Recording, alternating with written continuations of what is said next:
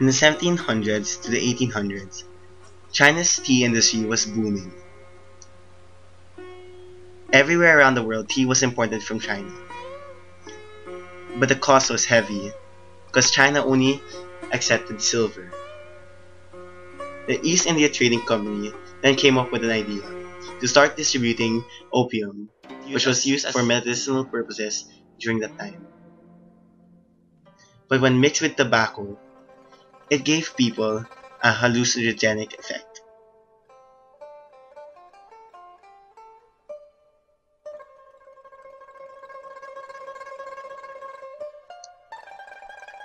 Lin Zexu was appointed governor of Canton to stop the opium trade.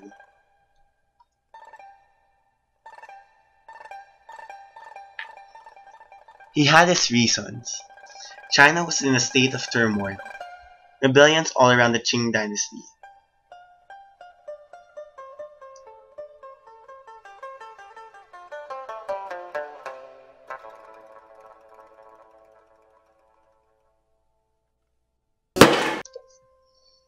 The African and Indian colonies were now producing tea. Britain didn't have to buy the expensive ones from China. This meant China's economy went down. China was now losing money because more of the people were now spending more on opium than on their own trade.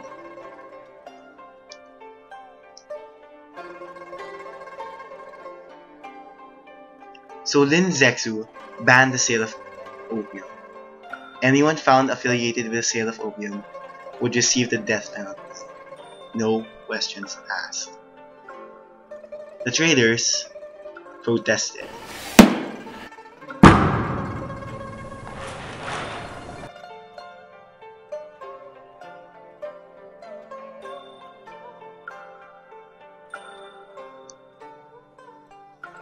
They were all forced to sign the No Opium Trade Agreement.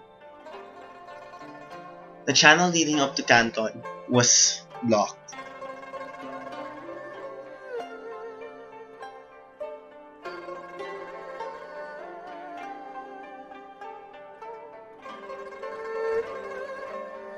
They were asked to turn in all of their opium to the government. The traders went to British Superintendent of Trade Charles Elliot to help resolve the conflict.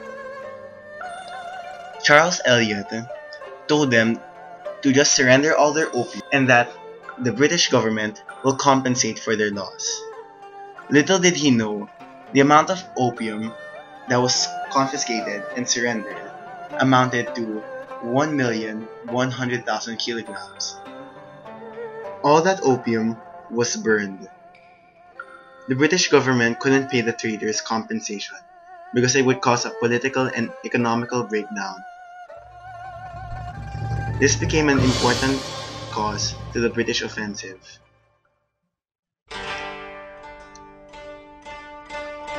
The Qing government began making arrests.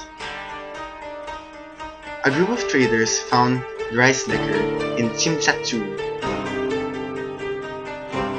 and soon became intoxicated.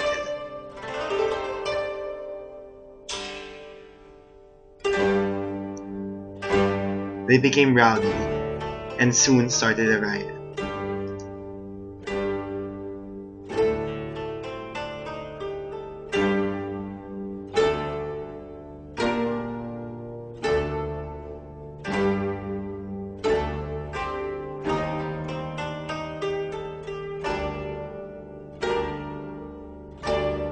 In the process, they vandalized a temple and killed a Chinese man.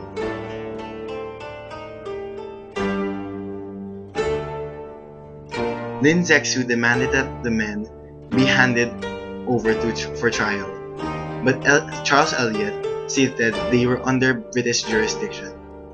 6 men were tried under a British court, but were released upon reaching England. In retaliation, the Qing dynasty cut all supplies of rice, tea, meat, and vegetables to anchored ships in Macau.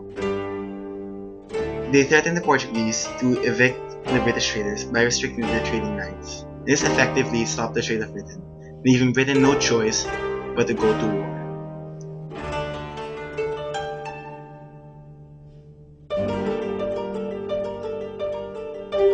The Chinese suffered heavy losses.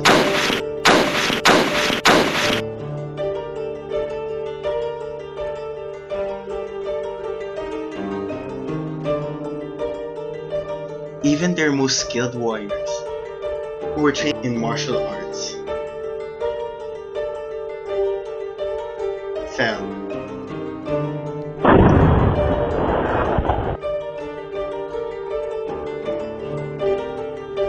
Their martial arts, swords, knives, and skills were no match against the British muskets and rifles.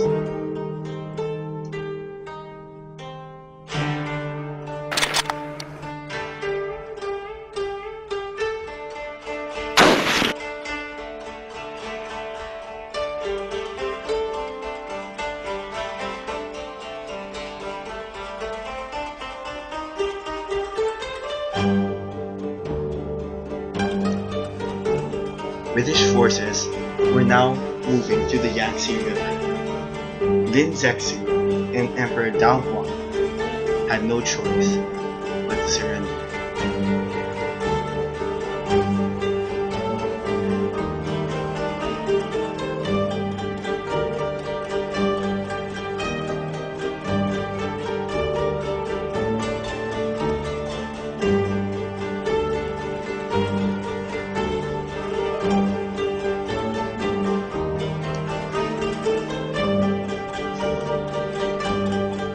Emperor Dao Guang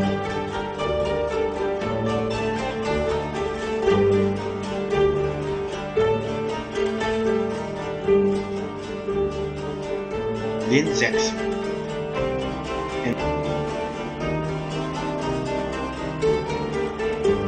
other Chinese officials were forced to sign a treaty in Nanking. This became the first unequal treaty.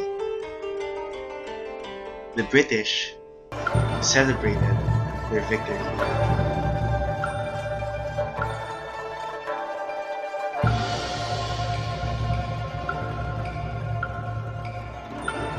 They've defeated the Middle Kingdom.